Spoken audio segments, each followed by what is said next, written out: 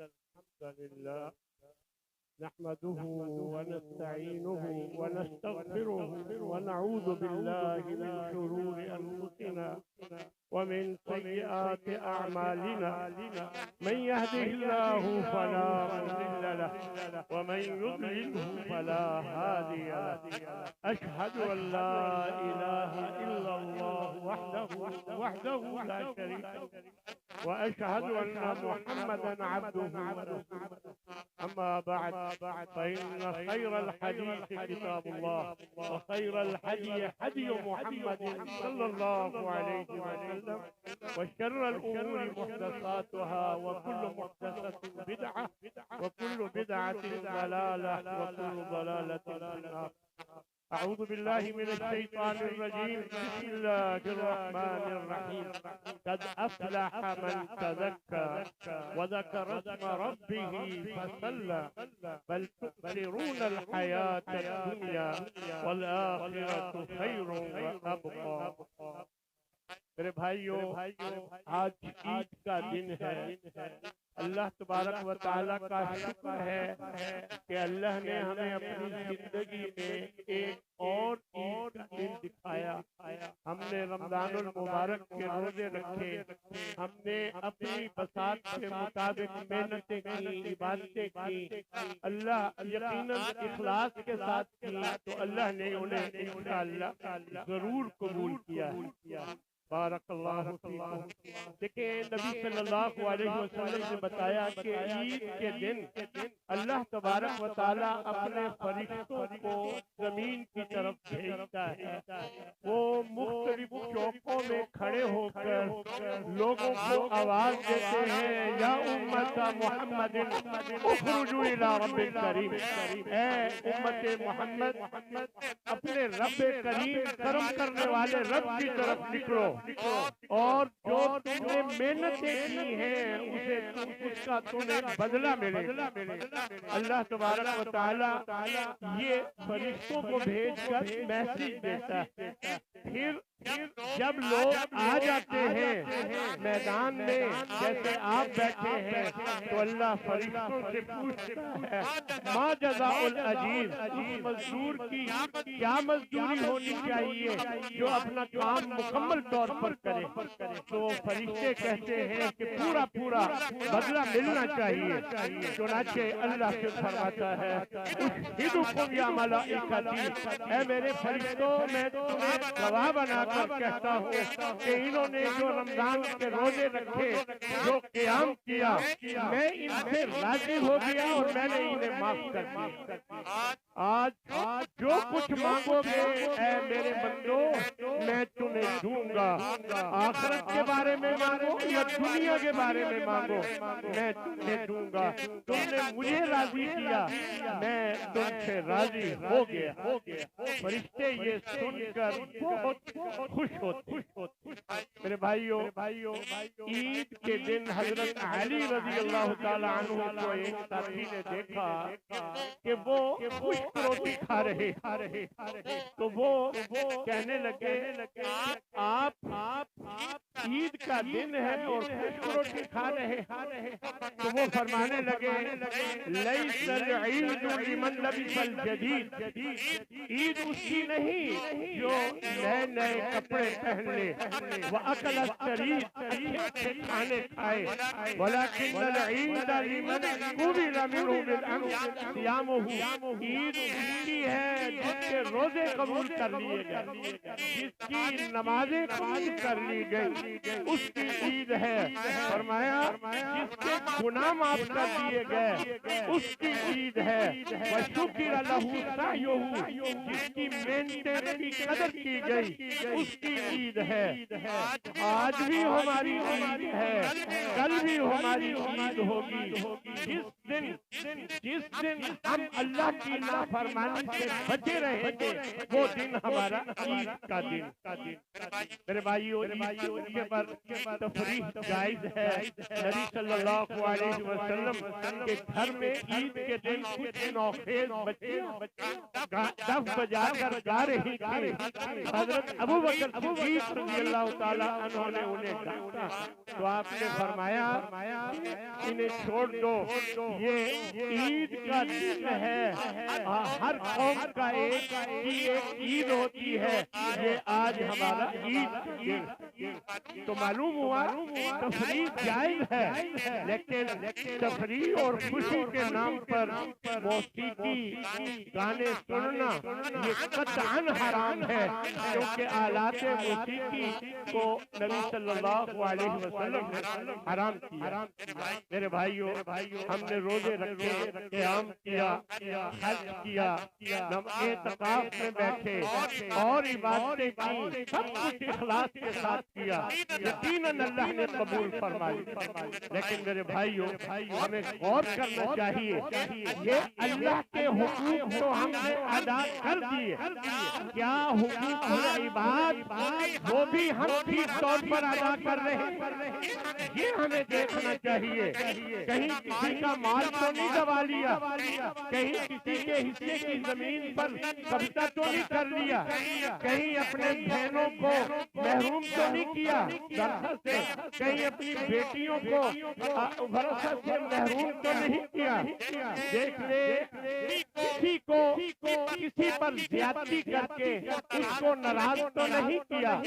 یقیناً یہ یاد رکھے، جو لوگ مظلوم ہوتے ہیں وہ اللہ کی طرف رابطہ کرتے ہیں، اور جس نے آپ کی شکایت اللہ کو کر دی تو یہ سارے روزے، یہ ساری نمازیں برباد ہو جائیں گی، کیونکہ نبی صلی اللہ علیہ وسلم نے ایک مرتبہ پوچھا، من المفلس اتدرون من المفلس، تمہیں معلوم ہے کہ مفلس کنگال کون ہوتا ہے؟ تو صحابہ نے فرمایا وہی ہوتا ہے من لا درہم لہ ولا دینار، جس کے پاس روپے پیسے نہ ہو۔ تو آپ نے فرمایا نہیں، میری امت کا مفلس انسان وہ ہے جو جب آئے گا اللہ کے سامنے اس کے پاس نمازیں بھی ہوں گی، روزے بھی ہوں گے، حج بھی ہوگا، زکوٰۃ بھی ہوگی، ساری عبادتیں ہوگی، اور ساری عبادتوں کو قبول کر لیا گیا ہوگا، لیکن کیا ہوگا؟ شتم ھذا، کسی کو کسی کی ہوگی، وقذف ھذا، کسی پر الزام لگایا ہوگا، کسی طرح کسی کو ناجائز مارا ہوگا، کسی کا سفک دم ھذا، کسی کا خون بہایا ہوگا، پھر یہ سارے مظلوم اس پر اس نے زیادتی کی ہوگی، اس کی جو نمازیں روزے جو مقبول تھے اللہ نے قبول کر لیے تھے، ساری ان میں بانٹ دی جائے۔ جب یہ سب ختم ہوگی پھر روزے بانٹ دیے جائیں گے، پھر حج، زکوٰۃ، ساری باتیں، لیکن ابھی لوگ جن پر اس نے زیادتی کی ہوگی وہ ابھی موجود۔ پھر کیا ہوگا؟ اللہ کے دربار میں تو عدالت، انصاف ہے، عدل ہے، اللہ ان کے گناہوں کو لے کر اس کے اوپر اور اس طرح فَطُرِحَ فِي النَّارِ، جہنم میں پھینک دیا جائے۔ تو میرے بھائیوں، وہ ساری نمازیں ضائع ہو جاتی ہیں اگر آپ حقوق العباد کا خیال نہیں رکھتے۔ یقیناً کسی مسلمان کا دوسرے مسلمان سے ناراض ہونا اللہ کو پسند نہیں، لیکن نبی صلی اللہ علیہ وسلم نے فرمایا کہ 3 دن تک ناراضی رکھی جا سکتی ہے، کیونکہ انسانی فطرت ہے، غصہ آ جاتا ہے، تو 3 دن تک نہ بولنا جائز ہے، لیکن اس کے بعد جائز نہیں۔ فرمایا نبی صلی اللہ علیہ وسلم نے کہ اگر وہ آپس میں ملتے ہیں، یہ ادھر منہ کر لیتا ہے، وہ ادھر منہ کر لیتا ہے، تو یہ اللہ کو پسند نہیں ہے۔ لہذا میرے بھائیوں، ابھی موقع ہے، اللہ نے تمہیں مال بھی دے رکھا ہے، صحت بھی دی ہے، ابھی معافی مانگ لے، ابھی اپنے ناراض ساتھیوں کو جن کے ساتھ کوئی سختی کر لی ہے ان کو راضی کر لے، ابھی بھی موقع ہے۔ میرے بھائیوں، آخری بات یہ ہے کہ اللہ تبارک و تعالیٰ نے ہم پر احسان کیا، ہم نے روزے رکھے، قیام کیا، لیکن ایک چیز اللہ کے نبی نے فرمائی ہے کہ آپ 6 روزے اور رکھ لیں رمضان کے بعد، پورے سال کے روزوں کا آپ کو ثواب مل جائے گا۔ جب ہر سال یہ کریں گے تو پوری زندگی کے روزوں کو ثواب مل جائے۔ تو میرے بھائیوں، جو بات کی عادت ہمیں پڑ گئی ہے، نماز نہیں پڑھتے تھے، سستی کرتے تھے، اب رمضان کی برکت سے ہم نمازی بن گئے ہیں اور اللہ کی راہ میں خرچ نہیں کرتے تھے، اب رمضان کی برکت سے خرچ کرنے لگتے ہیں۔ تو اب یہ طریقے کار جاری رکھیں، کیونکہ اللہ فرماتا ہے وَاعْبُدْ رَبَّكَ حَتَّى يَأْتِيَكَ الْيَقِينُ، اس وقت تک عبادت کرتے رہو جب تک تمہیں موت نہ آ جائے۔ اس لیے میرے بھائیوں، جہاں آپ اپنی بیوی بچوں کا خیال رکھتے ہیں، وہاں یتیموں کا، بیواؤں کا بھی خیال رکھیں۔ اور کچھ منکرات ہیں، یعنی اللہ کے جن چیزوں سے نبی نے منع فرمایا ہے صلی اللہ علیہ وسلم، اس منکرات سے، کیونکہ عید پر خوشی کا موقع ہوتا ہے، انسان ان منکرات کا ارتکاب کرتا ہے، اس سے بھی بچے۔ فرمایا تکبر کا اظہار کرنا، نمبر 1 گانا بجانا سننا۔ یہ نبی صلی اللہ علیہ وسلم فرماتے ہیں صوتانی، 2 آوازیں ہیں ملعونان فی الدنیا والآخرہ، دنیا اور آخرت میں ان پر لعنت کی گئی ہے۔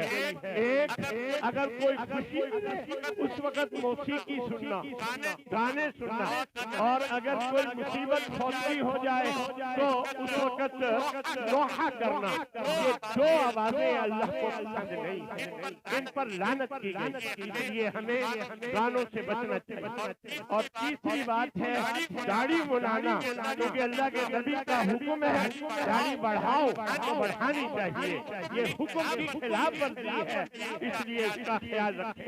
غیر محرم عورتوں سے ہاتھ ملانا، یہ بھی شریعت حرام قرار دیا ہے۔ عورتوں کا بے پردہ گھومنا اور بن سنور کر باہر نکلنا، یہ بھی اللہ نے ان کو حرام کیا ہے۔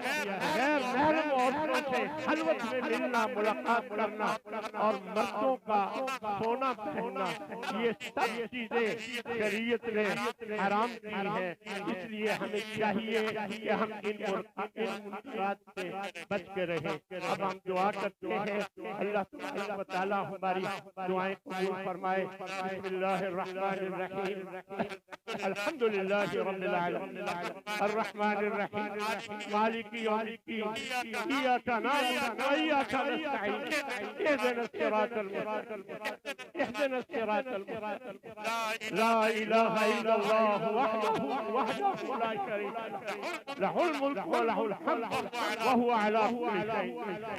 اے اللہ ہمارے روزے، ہمارا قیام، یہ تمام عبادت قبول فرما۔ اے اللہ ہمیں ایمان پر ثابت قدمی فرما اور عطا فرما۔ اے اللہ ہم خیر کے محتاج ہیں، تم سے خیر کا سوال کرتے ہیں۔ اے اللہ ہمارے گھروں میں سکون پیدا فرما۔ اے اللہ ہم پر اپنی برکتوں کا نزول فرما۔ اے اللہ ہمیں اور ہماری اولادوں کو نماز پابند بنا۔ اے اللہ ہمیں اپنی نعمتوں پر شکر ادا کرنے والا بنا۔ اے اللہ ہمارے گناہوں سے درگزر فرما، ہم پر رحم فرما۔ اے اللہ ہمیں دنیا و آخرت میں بھلائی عطا فرما۔ اے اللہ ہمیں جھوٹ اور ریاکاری سے بچا۔ اے اللہ ہمیں دنیا و آخرت کے فتنوں سے محفوظ فرما۔ اے اللہ ہمیں آنکھوں کی خیانت سے بچا۔ اے اللہ ہمیں اپنی اولاد اور ازواج سے آنکھوں کی ٹھنڈک عطا فرما اور ہمیں متقین کا امام بنا۔ اے اللہ ہم تجھ پر بھروسہ کرتے ہیں، تیری طرف متوجہ ہوتے ہیں۔ اے اللہ ہم اپنی غلطیوں اور کوتاہیوں کا اعتراف کرتے ہیں۔ اے اللہ ہمارے لیے جنت میں اپنے پاس گھر بنا۔ اے اللہ ہمیں حاسدوں کے حسد سے محفوظ فرما۔ اے اللہ ہمیں شیطان کے وسوسوں سے بچا۔ اے اللہ ہماری اولاد کی حفاظت فرما۔ انہیں تقوی اور ایمان عطا فرما۔ اے اللہ ہماری قبروں کو جنت کا باغ بنا دینا۔ اے اللہ ہمیں دشمنوں کی شر سے محفوظ رکھنا۔ اے اللہ ہمیں ہر قسم کے حادثات سے محفوظ رکھنا۔ اے اللہ ہمارے ملک پاکستان کی حفاظت۔ اے اللہ جن گھروں میں رشتے ناتوں کے مسائل ہیں اے اللہ ان کے مسائل حل فرما۔ اے اللہ تمام بیماروں کو مکمل شفا عطا فرما۔ اے اللہ ہمیں برے اخلاق سے بچا۔ اے اللہ ہمیں قرض کے غلبے سے بچا۔ ہمیں کسی کا محتاج نہ کر۔ اے اللہ ہمیں پاک حلال رزق عطا فرما۔ اے اللہ ہمیں دین پر استقامت عطا فرما۔ اے اللہ ہماری ساری مشکلات حل فرما۔ اے اللہ ہمیں اپنا شکر گزار بندہ بنا، اپنا ذکر کرنے والا بنا۔ اے اللہ دنیا و آخرت کی ذلتوں سے بچا۔ اے اللہ مجاہدین کی مدد فرما۔ اے اللہ فلسطین کے مسلمانوں کی مدد فرما، ان کے دشمنوں کو نیست و نابود فرما۔ اے اللہ یہاں جتنے لوگ موجود ہیں سب کی مغفرت فرما، سب کی مغفرت فرما۔ اے اللہ ہم میں سے جن کے والدین والد یا والدہ یا دونوں فوت ہو گئے ہیں اے اللہ ان کے گناہوں سے درگزر فرما۔ اے اللہ ان کے درجات بلند فرما۔ اے اللہ جتنے بھی فوت ہیں سب کو معاف فرما۔ اے اللہ تمہارے قاری صاحب کے والد صاحب، خالد صاحب، شوکت صاحب اور حافظ عارف صاحب اور اخلاق احمد اور والدہ اخلاق یہ ان سب پر خصوصی رحمت فرما۔ اے اللہ ان کے درجات بلند فرما، ان سب کو معاف فرما۔ ربنا آتنا فی الدنیا حسنہ وفی الآخرۃ حسنہ وقنا عذاب النار۔ ربنا ظلمنا انفسنا وإن لم تغفر لنا وترحمنا لنكونن من الخاسرين۔ تقبل الله ربنا تقبل منا إنك أنت السميع العليم وتب علينا إنك أنت التواب الرحيم۔